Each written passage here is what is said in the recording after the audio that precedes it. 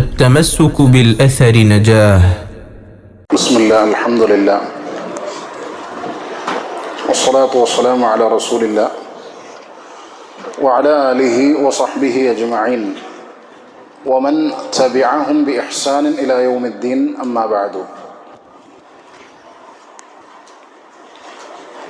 24-ാമത്തെ ഹദീസാണ്. അബൂദർ അൽ ഗിഫാരി റളിയല്ലാഹു അൻഹു നിവേദനം ചെയ്യുന്നു, റസൂലുള്ളാഹി സ്വല്ലല്ലാഹു അലൈഹി വസല്ലം റബ്ബ് സുബ്ഹാനഹു വ തആലയിൽ നിന്ന് ഉദ്ധരിക്കുന്നതായി അദ്ദേഹം പറഞ്ഞു, യാ ഇബാദി, എൻ്റെ അടിമകളെ, ഇന്നി ഹറംതു ദുൽമ അലാ നഫ്സി, ഞാൻ ദുൽമിനെ എൻ്റെ മേൽ ഹറാമാക്കിയിരിക്കുന്നു, അക്രമത്തെ എൻ്റെ മേൽ ഹറാമാക്കിയിരിക്കുന്നു.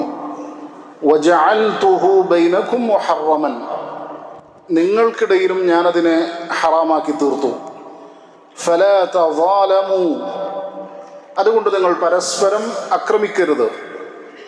യാ ഇബാദി കുല്ലുകും ضالٌ ഇല്ലാ മൻ ഹദൈതു, നിങ്ങളെല്ലാം വഴിതെറ്റിയവരാണ്, ഞാൻ ഹിദായത്ത് നൽകിയവരൊഴികെ. ഫസ്തഹ്ദൂനി അഹ്ദിക്കും, നിങ്ങൾ എന്നോട് ഹിദായത്തിനെ ചോദിക്കുക, ഞാൻ നിങ്ങൾക്ക് ഹിദായത്ത് നൽകാം. യാ ഇബാദി കുല്ലുകും ജാഇഉൻ ഇല്ലാ മൻ അത്അംതു, നിങ്ങളെല്ലാം വിശന്നവരാണ്, ഞാൻ ഭക്ഷിപ്പിച്ചവരൊഴികെ. ഫസ്തത്ഇമൂനി അത്ഇമുകും ഫസ്തത്ഇമൂനി ഉത്ഇമുകും, അതുകൊണ്ട് നിങ്ങൾ എന്നോട് ഭക്ഷണത്തെ ചോദിക്കുക, ഞാൻ നിങ്ങളെ ഭക്ഷിപ്പിക്കും. യാ ഇബാദി കുല്ലുകും ആരിൻ ഇല്ലാ മൻ കസൗതു, അല്ലയോ അടിമകളെ, നിങ്ങളെല്ലാം നഗ്നരാണ്, ഞാൻ ധരിപ്പിച്ചവരൊഴികെ. ഫസ്തക്സൂനി അക്സുകും, നിങ്ങൾ എന്നോട് വസ്ത്രത്തെ ചോദിക്കൂ, ഞാൻ നിങ്ങൾക്ക് അത് ധരിപ്പിക്കാം. യാ ഇബാദി ഇന്നകും തുഖ്തിഊന ബില്ലൈലി വന്നഹാർ, പകലിലും രാവിലുമൊക്കെ നിങ്ങൾ തെറ്റുകൾ ചെയ്തുകൊണ്ടിരിക്കുന്നു. വഅന അഗ്ഫിറു ദുനൂബ ജമീഅ, ആ പാപങ്ങളെല്ലാം ഞാൻ നിങ്ങൾക്ക് പുറത്തു നൽകാം. ഫസ്തഗ്ഫിറൂനി അഗ്ഫിർ ലക്കും, നിങ്ങൾ എന്നോട് പാപമോചനം ചോദിക്കുക, ഞാൻ നിങ്ങൾക്ക് പാപമോചനം നൽകാം. യാ ഇബാദി ഇന്നകും ലൻ തബ്ലുഗു ദുർരി ഫതദുറൂനി, നിങ്ങൾക്ക് എന്നെ യാതൊരു ഉപദ്രവവും വരുത്താൻ സാധിക്കുകയില്ല, സാധിക്കുമെങ്കിൽ ഉപദ്രവിക്കുക. വലൻ തബ്ലുഗു നഫ്ഈ ഫതൻഫഊനി, ഒരു ഉപകാരവും എനിക്ക് നൽകാൻ സാധിക്കുകയില്ല, അങ്ങനെയെങ്കിൽ നൽകുക. യാ ഇബാദി ലൗ അന്ന അവ്വലകും വആഖിറകും വഇൻസകും വജിന്നകും കാനൂ അലാ അത്ഖാ ഖൽബി റജുലിൻ വാഹിദിൻ മിൻകും, അല്ലയോ അടിമകളെ, നിങ്ങളിൽ ആദ്യത്തവനും അവസാനമുള്ളവനും മനുഷ്യരും ജിന്നുകളുമെല്ലാം മനുഷ്യന്മാരുടെ നിങ്ങളുടെ കൂട്ടത്തിലുള്ള ഏറ്റവും ശുദ്ധമായ ഹൃദയമുള്ള സൂക്ഷ്മതയുള്ള ഹൃദയമുള്ള ഒരാളുടെ ഹൃദയമായി തീരുകയും ചെയ്താൽ മാ സാദ ദാലിക ഫീ മുൽക്കി ശൈഅ, അതെൻ്റെ അധികാരത്തിന് യാതൊരു വർധനവും വരുത്തുകയില്ല. യാ ഇബാദി ലൗ അന്ന അവ്വലകും വആഖിറകും വഇൻസകും വജിന്നകും, നിങ്ങൾ ആദ്യത്തെയാൾ അതുപോലെ അവസാനത്തെയാൾ, നിങ്ങളിൽ മനുഷ്യന്മാർ ജിന്നുകൾ, കാനൂ അലാ അഫ്ജരി ഖൽബി റജുലിൻ മിൻകും, നിങ്ങളിൽപ്പെട്ട ഏറ്റവും മോശപ്പെട്ട ഒരു ഹൃദയത്തിന്റെ ഉടമയുടെ പോലെ മനസ്സായി തീർന്നാൽ മാ നഖസ ദാലിക മിൻ മുൽക്കി ശൈഅ, അതെന്റെ അധികാര പരിധിയിൽ നിന്ന് യാതൊരു കുറവും വരുത്തുകയില്ല. യാ ഇബാദി ലൗ അന്ന അവ്വലകും വആഖിറകും വഇൻസകും വജിന്നകും, നിങ്ങളിൽ ആദ്യത്തവനും അവസാനത്തവനും മനുഷ്യരും ജിന്നുകളുമെല്ലാം ഖാമൂ ഫീ സഈദിൻ വാഹിദിൻ, ഒരൊറ്റ വിശാലമായ പ്രദേശത്ത് ഒരുമിച്ചുകൂടി. എന്നിട്ട് ഫസഅലൂനി, അവരെല്ലാവരും അവരുടെ ആവശ്യങ്ങൾ എന്നോട് ചോദിച്ചു. ഫഅഅതൈതു കുല്ല വാഹിദിൻ മസ്അലതഹ, അവർക്ക് ചോദിച്ചതിനെല്ലാം ഞാൻ നൽകി. എന്നാലോ മാ നഖസ ദാലിക മിമ്മാ ഇൻദി ഇല്ലാ കമാ യൻഖുസുൽ മിഖ്യതു ഇദാ ഉദ്ഖില അൽ ബഹർ, എന്നിൽ നിന്ന് യാതൊരു കുറവും വരുത്തുകയില്ല. വിശാലമായ കടലിലേക്ക് ഒരു ചെറിയ സൂചി കുത്തിയിറക്കി ഉയർത്തിയാൽ എത്രമാത്രം ജലം അതിൽ അവശേഷിക്കുമോ അത്രമാത്രമല്ലാതെ. യാ ഇബാദി ഇന്നമാ ഹിയ അഅ്മാലുകും ഉഹ്സിഹാ ലക്കും, ഇത് നിങ്ങളുടെ പ്രവർത്തനങ്ങളാണ്, ഞാൻ അവ ക്ലിപ്തപ്പെടുത്തുന്നു. സുമ്മ ഉവഫീകും ഇയ്യാഹ, ശേഷം നിങ്ങൾക്കതിൻ്റെ കൃത്യമായ പ്രതിഫലം നൽകുന്നു. ഫമൻ വജദ ഖൈറൻ ഫൽയഹ്മദില്ലാ, ആരാണോ ഖൈറായത് കണ്ടെത്തിയത് അവൻ അല്ലാഹുവിനെ സ്തുതിക്കട്ടെ. വമൻ വജദ ഗൈറ ദാലിക ഫലാ യലൂമന്ന ഇല്ലാ നഫ്സഹ, അതിന് പുറമെയുള്ളത് ആര് കണ്ടെത്തിയോ അവൻ സ്വന്തത്തെയല്ലാതെ പഴിക്കേണ്ടതില്ല, ആക്ഷേപിക്കേണ്ടതില്ല. വിശാലമായൊരു ഹദീസാണ്. ഇതിൻ്റെ ആരംഭം ശ്രദ്ധിച്ചാൽ നമുക്ക് കാണാം, മഹാനായ അബൂ ദർ റളിയല്ലാഹു അൻഹു റസൂലുള്ളാഹി സ്വല്ലല്ലാഹു അലൈഹി വസല്ലമയിൽ നിന്നും അള്ളാഹുവിൽ നിന്നും ഉദ്ധരിക്കുന്നതായിട്ടാണ് റിപ്പോർട്ട് ചെയ്യപ്പെടുന്നത്. നമ്മൾ പ്രവാചകന്റെ വഹ്യികളെ ഉലമാക്കൾ തരംതിരിച്ചതായി കാണാം. അതിലൊന്ന് നമുക്ക് ഏവർക്കും സുപരിചിതമായ വിശുദ്ധ ഖുർആനാണ്. അതിൻ്റെ മഅനയും അതിൻ്റെ ലഫ്ളും അല്ലാഹു സുബ്ഹാനഹു വ തആലയിൽ നിന്നുള്ളതാണ്. അഥവാ വിശുദ്ധ ഖുർആനിൻ്റെ അക്ഷരങ്ങളും അതിൻ്റെ പദവുമെല്ലാം അള്ളാഹുവിൽ നിന്നുള്ളതാണ്. അതുപോലെ തന്നെ അതിൻ്റെ ആശയവും റബ്ബിൽ നിന്നുള്ളതാണ്. ഇതാണ് വഹീൻ്റെ ഒരു ഖിസ്മ. മറ്റൊന്ന് മഅന അള്ളാഹുവിൽ നിന്നുള്ളതും എന്നാൽ ലഫ്ളുകൾ റസൂലുള്ളാഹി സ്വല്ലല്ലാഹു അലൈഹി വസല്ലമയിൽ നിന്നുള്ളതും. അത് സാധാരണഗതിയിൽ നമ്മൾ ഇത്രയും വായിച്ച ഹദീസുകൾ ആ പരിധിയിലാണ് വരിക. അഥവാ റബ്ബ് മഅന പറഞ്ഞു കൊടുത്തു, പ്രവാചകൻ തൻ്റെതായ ലഫ്ദിലൂടെ അത് നമുക്ക് പഠിപ്പിച്ചു നൽകി. ഇനിയോ മൂന്നാമത്തേത്, പ്രവാചകൻ സല്ലല്ലാഹു അലൈഹി വസല്ലമ നമുക്ക് പറഞ്ഞു നൽകിയവ തന്നെയാണ്. അതിൻ്റെ മഅന അല്ലാഹു സുബ്ഹാനഹു വ തആലയിൽ നിന്നാണ്. എന്നാൽ അത് അല്ലാഹു സുബ്ഹാനഹു വ തആലയിലേക്ക് ചേർത്തിക്കൊണ്ട് പറയുകയും ചെയ്യും. ഇതിനെയാണ് ഖുദ്സിയായ ഹദീസ് എന്ന് പറഞ്ഞത്. അഥവാ അതിൻ്റെ മഅന അള്ളാഹുവിൽ നിന്നാണ്, അത് അള്ളാഹുവിലേക്ക് ചേർത്തിയാണ് പറയപ്പെടുക. ഇവിടെ ലഫ്ള് സ്വാഭാവികമായും ചർച്ച വരും. അപ്പോൾ ലഫ്ള് ആരിൽ നിന്നാണ്? കാരണം നമ്മൾ എല്ലാം രണ്ടായി തരംതിരിച്ചു. ഒന്നാമത്തത് പറഞ്ഞു ഖുർആൻ ലഫ്ളും അഥവാ പദങ്ങളും അതിൻ്റെ ആശയവും റബ്ബിൽ നിന്നാണ്, അത് ഖുർആൻ.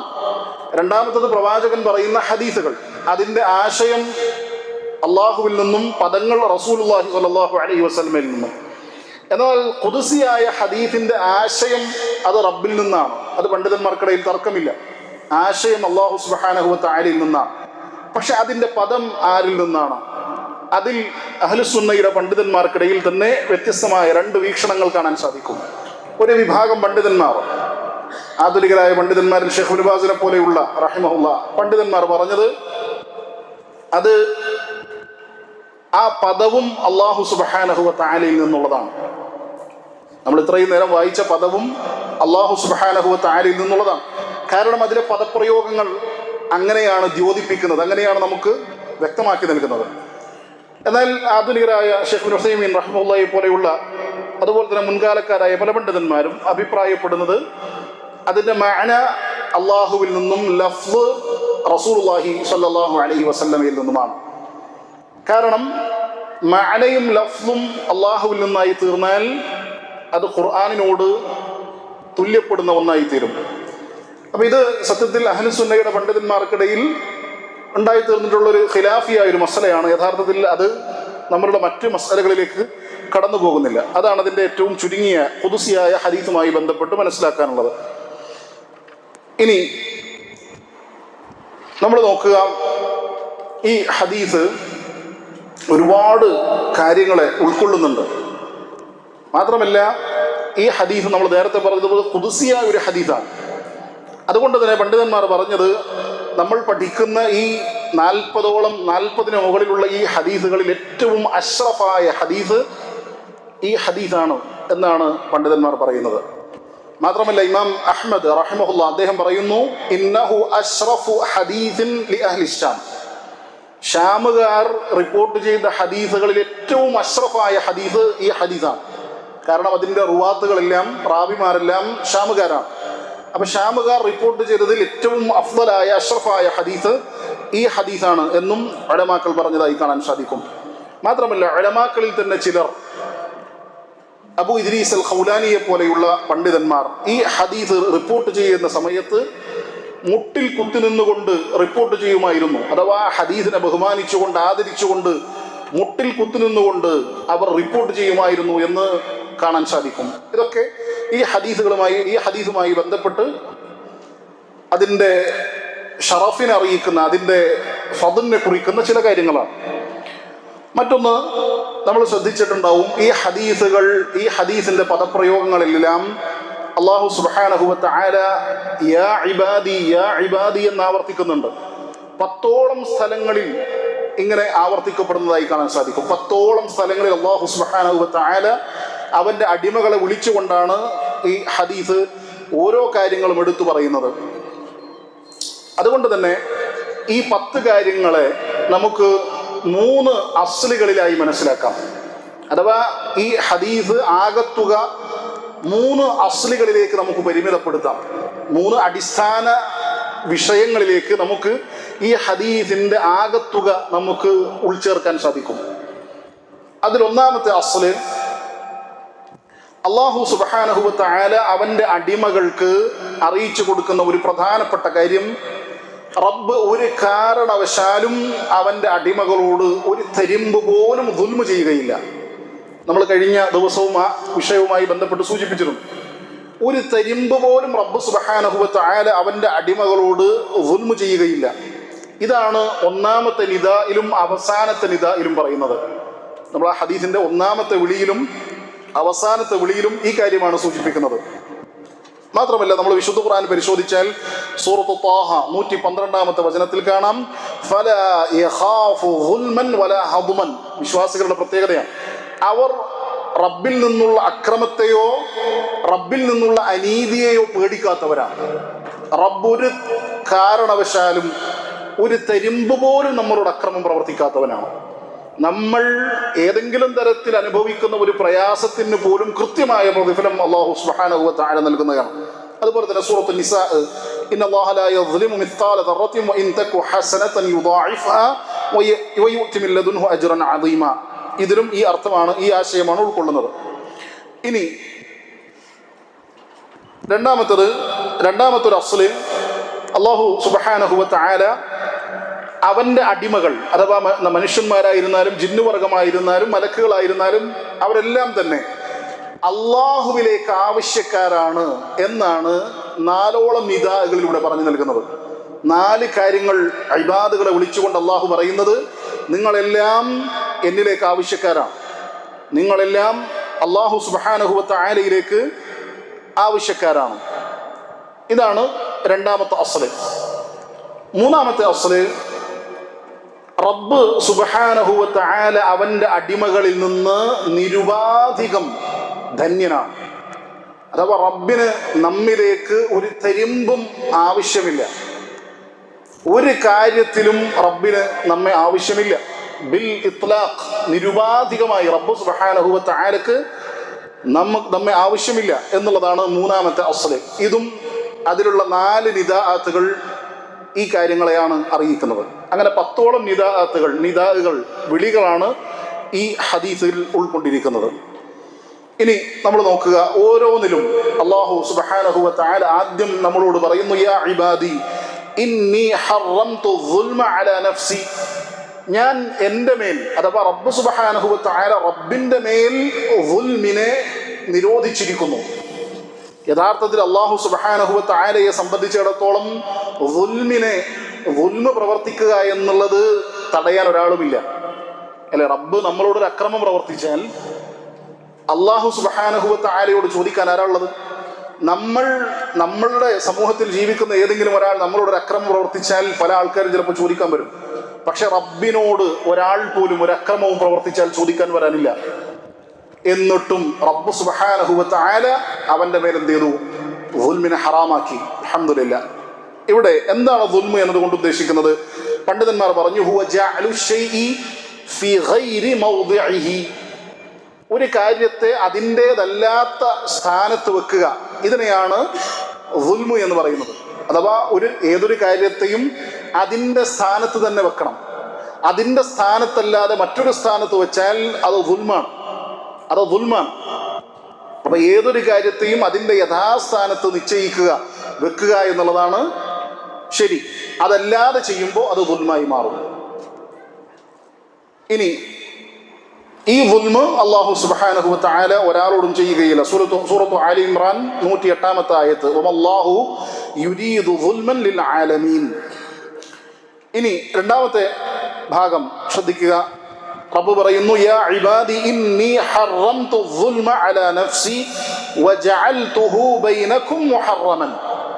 ഞാൻ എൻ്റെ കാര്യത്തിൽ ദുൽമിനെ ഹറാമാക്കി, നിങ്ങൾക്കിടയിൽ ദുൽമിനെ എന്ത് ചെയ്തിരിക്കുന്നു? ഹറാമാക്കിയിരിക്കുന്നു.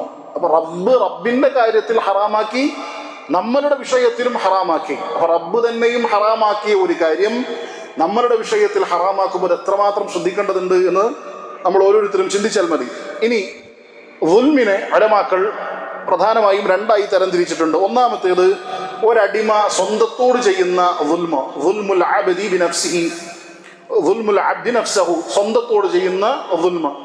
രണ്ടാമത്തേത് ഒരു അടിമ മറ്റൊരാളോട് ചെയ്യുന്ന ദുൽമ. ഇതിൽ സ്വന്തത്തോട് ചെയ്യുന്ന ദുൽമിലാണ് ശിർക്ക് പെടുക. അതുപോലെ തന്നെ നമ്മൾ ചെയ്യുന്ന ഏതൊരു ഹറാമുകളും പെടുക. കാരണം നമ്മൾ ശിർക്ക് ചെയ്താൽ യഥാർത്ഥത്തിൽ ആർക്കാണ് അതിൻ്റെ ഉപദ്രവം ഉണ്ടാവുക? ആർക്കാണ് അതിൻ്റെ ദോഷം ഉണ്ടാവുക? നമുക്ക് തന്നെയാണ്. നമ്മളൊരു ഹറാമ് ചെയ്താൽ, ഒരു തിന്മ ചെയ്താൽ അതിൻ്റെ ദുൽമ് നമ്മളിലേക്ക് തന്നെയാണ് വന്നു ചേരുക. അതിൻ്റെ പ്രയാസം നമ്മളിലേക്ക് തന്നെയാണ് വന്നു ചേരുക. ഇനി മറ്റൊരാൾക്ക് ഉപദ്രവം ഉണ്ടാക്കുക എന്ന് പറയുമ്പോൾ ഏത് തരത്തിലുള്ള പ്രയാസവും നമ്മളുടെ സഹോദരന്മാർക്ക് നമ്മൾ വരുത്തി വെച്ചാൽ അത് ചിലപ്പോൾ സംസാരം കൊണ്ടായിരിക്കും, ചിലപ്പോൾ ഏതെങ്കിലും തരത്തിലുള്ള പ്രവർത്തനങ്ങൾ കൊണ്ടായിരിക്കും. അങ്ങനെ ഏത് തരത്തിലുള്ള അക്രമവും അല്ലാഹു സുബ്ഹാനഹു വ തആല ഈ ഹദീസിലൂടെ ഹറാമാക്കിയിരിക്കുന്നു. ഇനി ശേഷം പറയുന്നത് ഫലാ തസാലമു. ഹദീസിന്റെ പദപ്രയോഗം ഫലാ തസാലമു, അഥവാ നിങ്ങൾ പരസ്പരം ആക്രമിക്കാൻ പാടില്ല. ഇവിടെ എന്ത് പ്രയോഗിച്ചില്ല? നിങ്ങൾ ആക്രമിക്കരുത് എന്നല്ല പ്രയോഗിച്ചത്. നിങ്ങൾ പരസ്പരം ആക്രമിക്കാനായി പാടില്ല. അവിടെ പണ്ഡിതന്മാർ പറയുന്നു, ഒരാളെ ആക്രമിക്കുക എന്നുള്ളത് അടിസ്ഥാനപരമായി ദുൽമാണ്. ഇവിടെ റബ്ബ് അങ്ങനെയല്ല പ്രയോഗിച്ചത്. ഉദാഹരണത്തിന് ഒരു വ്യക്തി നമ്മളോടൊരു ദുൽമ ചെയ്തു, അയാളോട് നമ്മൾ തിരിച്ചു ദുൽമ ചെയ്യുക, അതുപോലും ശറഅ് ഹറാമാക്കിയിട്ടുണ്ട്. അഥവാ ഒരാൾ നമ്മൾ എന്ത് ചെയ്തു? ഒരടി അടിച്ചു, നമ്മൾ അയാളെ തിരിച്ച് 2 അടി അടിക്കുക. അല്ലെങ്കിൽ ഒരാൾ നമ്മളെ ഏതെങ്കിലും തരത്തിൽ ഉപദ്രവിച്ചു, നമ്മൾ അയാളെ ഉപദ്രവിച്ചതിനേക്കാൾ ഇരട്ടി ഉപദ്രവിക്കുക. ഒരാൾ നമ്മെ ചതിച്ചു, അയാളെ വീണ്ടും നമ്മൾ ചതിക്കുക. ഇതൊന്നും എന്തല്ല, ശറഅ് അനുവദിക്കുന്നില്ല. അപ്പോൾ അതുപോലും ശറഅ് അനുവദിക്കുന്നില്ലെങ്കിൽ അടിസ്ഥാനപരമായി ഒരു കാരണമില്ലാതെ ഒരാളെ ദുൽമ ചെയ്യാന്ന് പറഞ്ഞാൽ അതിന് ശറഅ് എത്രമാത്രം ഗൗരവം കാണുന്നുണ്ടാവും. അപ്പൊ നമ്മളെ വഞ്ചിച്ച, നമ്മളെ ഉപദ്രവിച്ച ഒരാളെ പോലും നമുക്ക് തിരിച്ചെന്ത് ചെയ്യാൻ പാടില്ല? ദുൽമ ചെയ്യാൻ പാടില്ല. ശറഅ് അനുവദിക്കുന്നില്ല. അപ്പോ സ്വാഭാവികമായിട്ടും അതിന് പുറമെയുള്ളത് ഏത് കാരണം കൊണ്ടും പാടില്ലാത്തത് തന്നെയാണ്. ഇനി ശേഷം പറയുന്നു, യാ ഇബാദി കുല്ലുക്കും ضالٌ ഇല്ലാ മൻ ഹദൈതുഹു ഫസ്തഹ്ദൂനി അഹ്ദികും. അല്ലയോ അടിമകളെ, നിങ്ങളെല്ലാം തെറ്റിപ്പോയവരാണ്, ضالകളാണ്, പിഴച്ചുപോയവരാണ്. ഇല്ലാ മൻ ഹദൈതുഹു, ഞാൻ ഹിദായത്ത് നൽകിയവരൊഴികെ. അതുകൊണ്ട് നിങ്ങൾ എന്നോട് ഹിദായത്ത് ചോദിക്കുക. അപ്പൊ ഇവിടെ എല്ലാവരും തെറ്റിപ്പോയവരാണ്, പിഴച്ചു പോയവരാണ് എന്ന് പറയുമ്പോൾ പണ്ഡിതന്മാർ പറയുന്നു, ഈ ഹദീസിന്റെ ഭാഗം വിശദീകരിച്ചിട്ട് പണ്ഡിതന്മാർ പറയണം, മനുഷ്യന്മാരുടെയൊക്കെ അസ്ല് യഥാർത്ഥത്തിൽ എന്താണ്? അവർ അക്രമകാരികളാണ് എന്നുള്ളതാണ്. ഇതൊരു പൊതുവായൊരു വളരെ പ്രധാനപ്പെട്ടൊരു മസല കൂടെയാണ്. അപ്പോൾ മനുഷ്യന്മാര് നമ്മൾ ശ്രദ്ധിച്ചിട്ടുണ്ടാവും, അവരങ്ങനെ വിട്ടേച്ച് കളഞ്ഞാൽ മനുഷ്യന്മാർ സാധാരണഗതിയിൽ നന്നായി തീരല്ല ചെയ്യുക. അവരുടെ തിന്മകൾ അവരെന്ത് ചെയ്യും? ദുൽമിലേക്ക് എത്തിക്കുകയാണ് ചെയ്യാം. കൃത്യമായ നിർദ്ദേശങ്ങളും അതിനൊത്ത നിയമങ്ങളും ഇല്ലെങ്കിൽ മനുഷ്യന്മാരെങ്ങനെ സാധാരണഗതിയിൽ പോവുക? അക്രമത്തിലേക്കാണ് പോവുക. അത് അവൻ്റെ അടിസ്ഥാനപരമായ അവൻ്റെ ചിന്തയാണ്.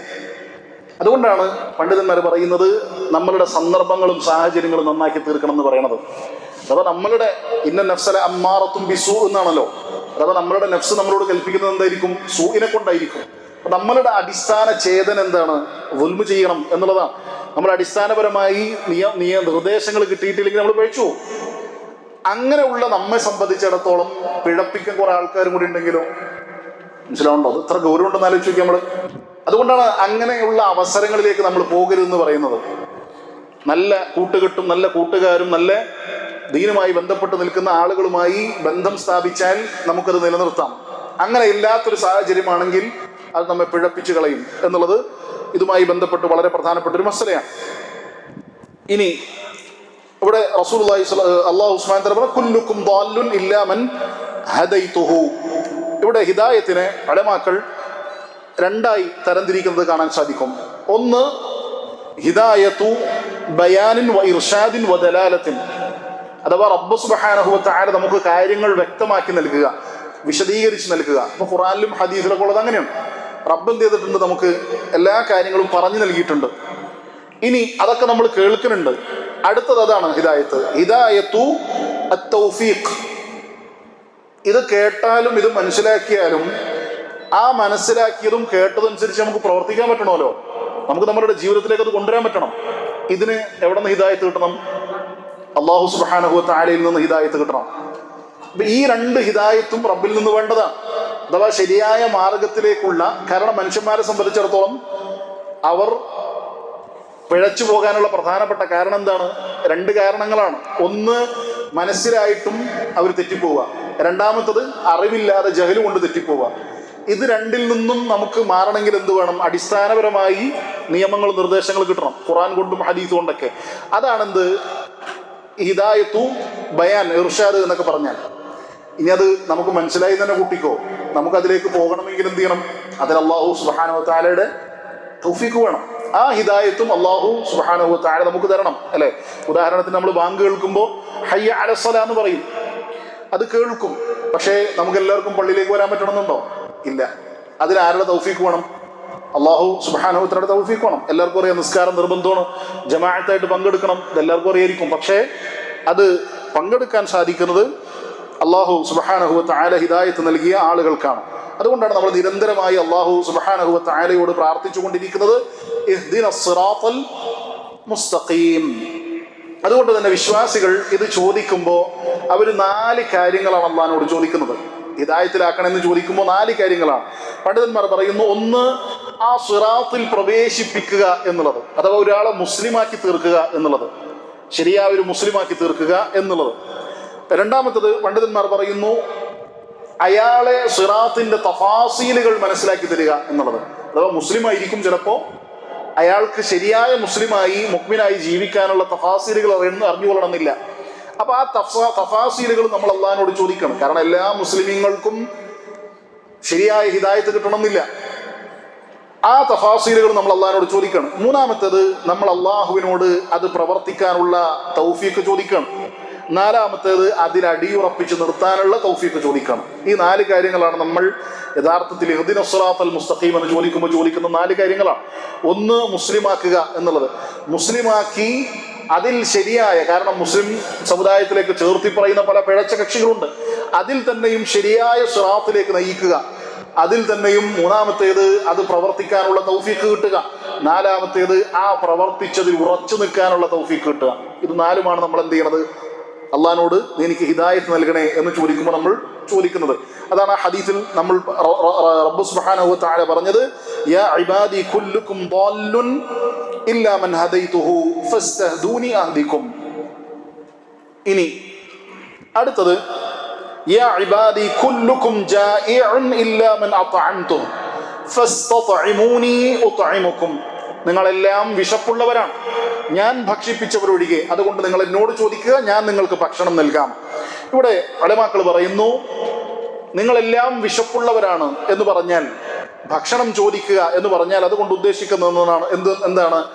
ഒന്നാമത്തേത്, മനുഷ്യന്മാരെ സംബന്ധിച്ചിടത്തോളം അവർക്ക് അടിസ്ഥാനപരമായി തന്നെ ഭക്ഷണം ലഭിക്കാത്തൊരവസ്ഥ ഉണ്ടായിരിക്കും, അല്ലെ? നമുക്കൊരു മനുഷ്യന് ഭക്ഷണം കിട്ടാത്തൊരവസ്ഥ ഉണ്ടായിരിക്കും. രണ്ടാമത്തത് എന്താണ്? ആ മനുഷ്യന് അത് കിട്ടിയാലും ചിലപ്പോൾ അത് കഴിക്കാനുള്ള ശേഷി ഉണ്ടാവൂല. മൂന്നാമത്തേത്, ഇതൊക്കെ ഈ ചോദ്യത്തിൽ പെടുന്നുണ്ട്. മൂന്നാമത്തത് പണ്ഡിതന്മാർ പറയുന്നു, അത് കഴിച്ചത് ഉപകാരപ്രദമായി തീരണം. ഇത് മൂന്നും നമ്മൾ ഈ ചോദ്യത്തിലൂടെ ചോദിക്കുന്നുണ്ട്. അള്ളാഹുവെ, നീ എന്നെ ഭക്ഷിപ്പിക്കണേ എന്ന് ചോദിച്ചാൽ ഇത് മൂന്നും പെടുന്നുണ്ട്. ഒന്ന്, ഭക്ഷണം എനിക്ക് തരണേ. രണ്ടാമത്തത്, ആ തന്ന ഭക്ഷണം കഴിക്കാനുള്ള അവസരം എനിക്ക് തരണേ.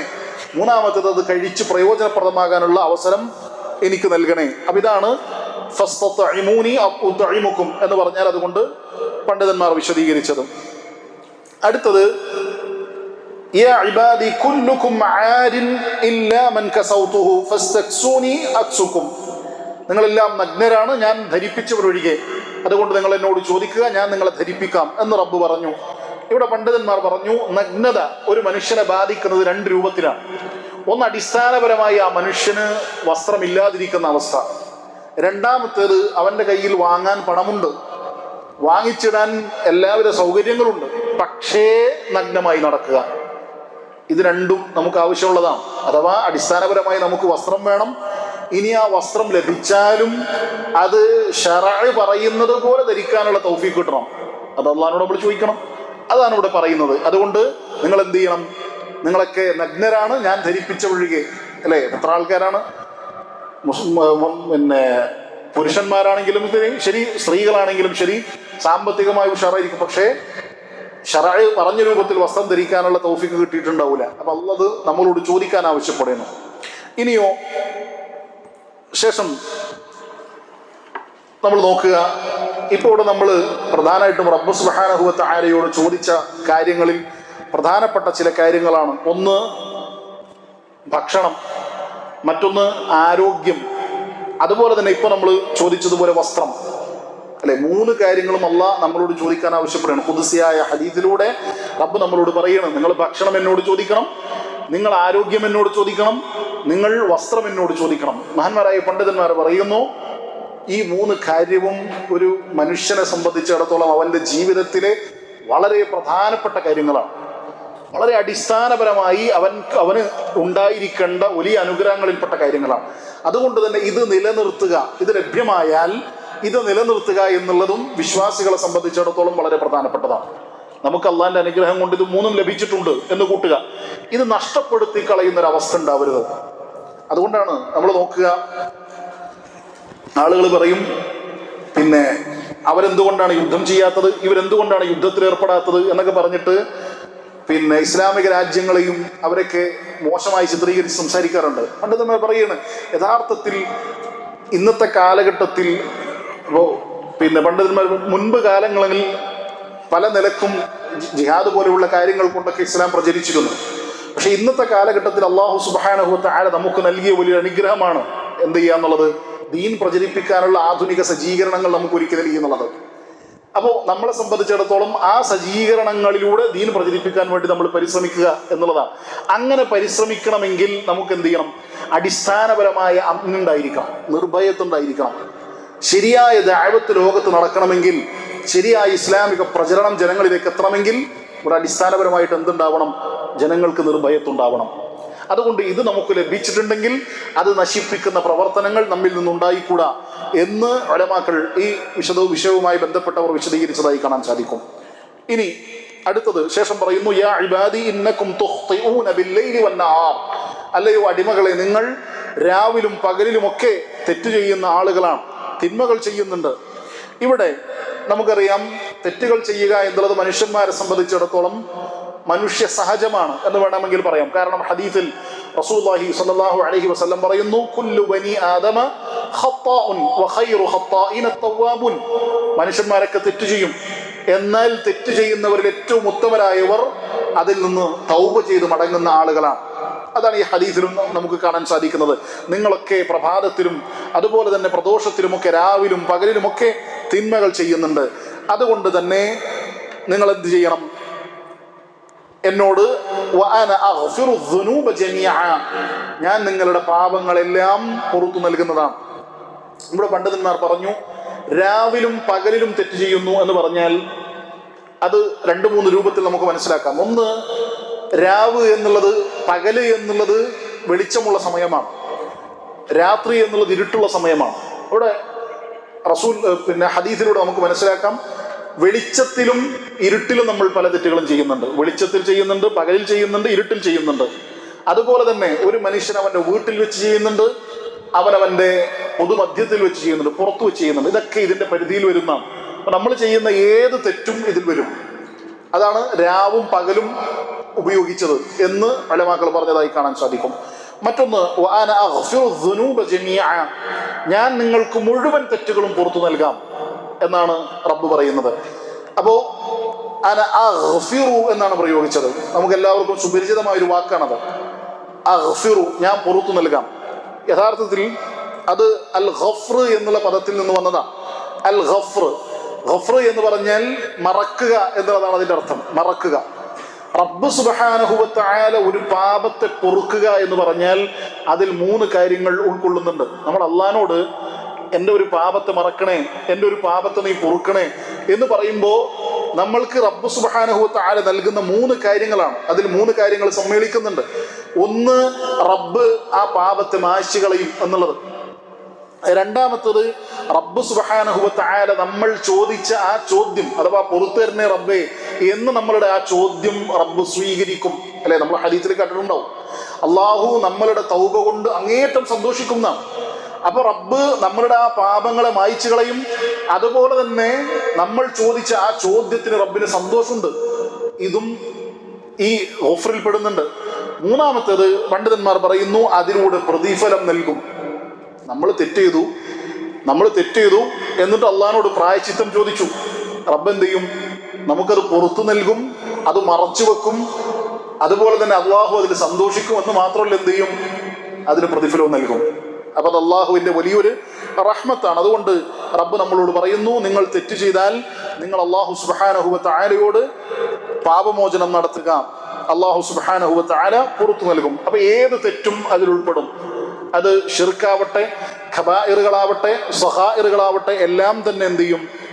ഈ പദത്തിന്റെ പരിധിയിൽ വരും.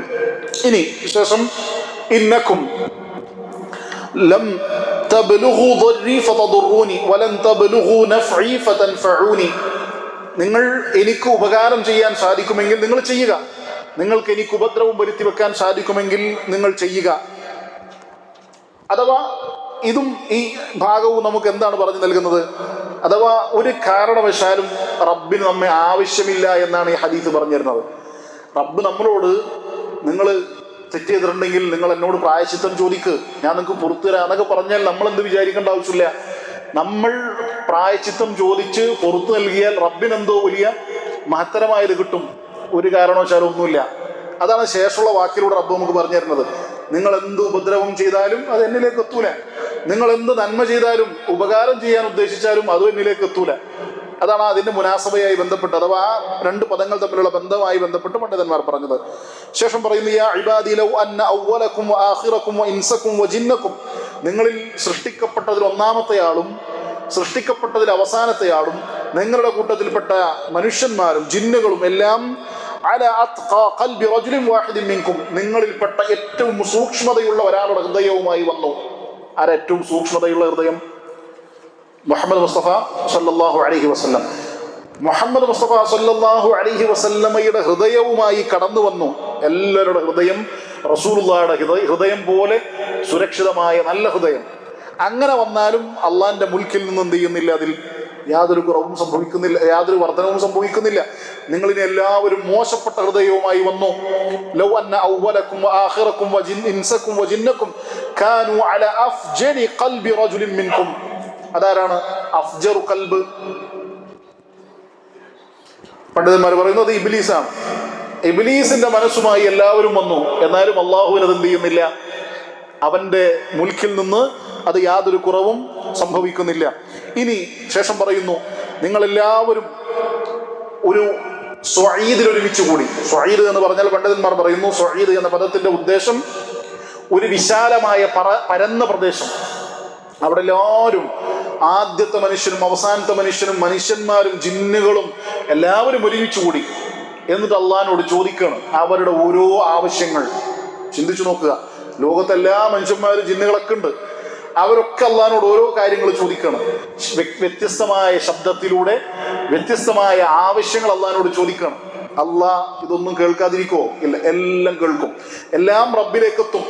എന്നിട്ട് ശേഷം ഹദീസിൽ എന്താ കാണുന്നത്? റബ്ബ് പറയുന്നു, എന്റെ അടുക്കൽ ഉള്ളതിൽ നിന്ന് യാതൊരു കുറവും അതിലൂടെ വരികയില്ല. അള്ളാഹിനോട് ഈ മനുഷ്യന്മാരും ഈ ജിന്നുകളും ഒന്നടങ്കം പ്രാർത്ഥിച്ചാലും അള്ളാഹിന്റെ പക്കലുള്ളതിൽ നിന്നൊരു തെരിമ്പ് പോലും കുറവ് സംഭവിക്കുകയില്ല.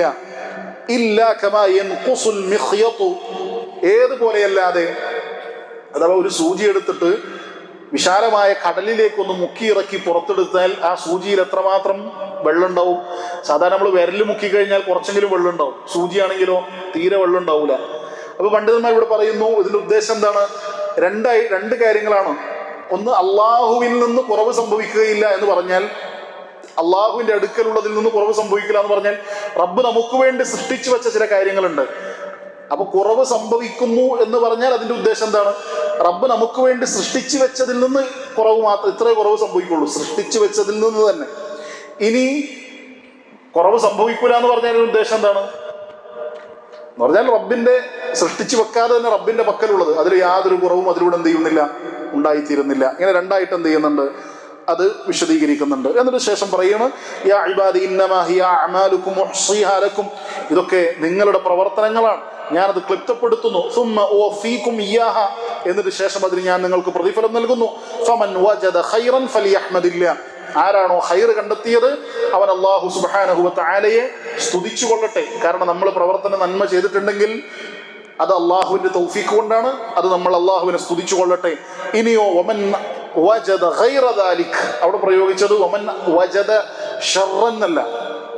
അഥവാ നിങ്ങൾ പരിശോധിച്ചു നോക്കിയപ്പോ നമ്മളുടെ അക്കൗണ്ടിൽ മോശപ്പെട്ടതാണ് കണ്ടെത്തിയതെന്ന് പ്രയോഗിച്ചിട്ടില്ല, നന്മയല്ലാത്തത് കണ്ടാൽ എന്നാണ് പറഞ്ഞത്. അതെന്താ അങ്ങനെ പ്രയോഗിക്കാൻ കാരണം ചീത്ത ഷെറ് അള്ളാഹുവിലേക്ക് ചേർത്ത് പറയുകയില്ല എന്നുള്ളത് കൊണ്ടാണ്. അങ്ങനെ കണ്ടെത്തിയാൽ ഫലാ യലൂമന്ന ഇല്ലാ നഫ്സഹ, അവൻ സ്വന്തത്തെ അല്ലാതെ പഴിക്കേണ്ടതില്ല. നമ്മുടെ സ്വഹീഫത്തിൽ, നമ്മളുടെ ഏടിൽ ഏതെങ്കിലും തരത്തിൽ മോശം കണ്ടെത്തിയാൽ നമ്മൾ അള്ളാഹിലേക്ക് തിരിയേണ്ട ആവശ്യമില്ല. എന്ത് ചെയ്താൽ മതി? നമ്മളെ തന്നെ പഴിച്ചാൽ മതി എന്നാണ് ഈ ഹദീസ് പറയുന്നത്. കുറച്ച് തൗവീലായ ഹദീസാണ്, അതിൻ്റെ ഏറ്റവും ചുരുങ്ങിയ രൂപത്തിലാണ് നമ്മൾ മനസ്സിലാക്കിയത്.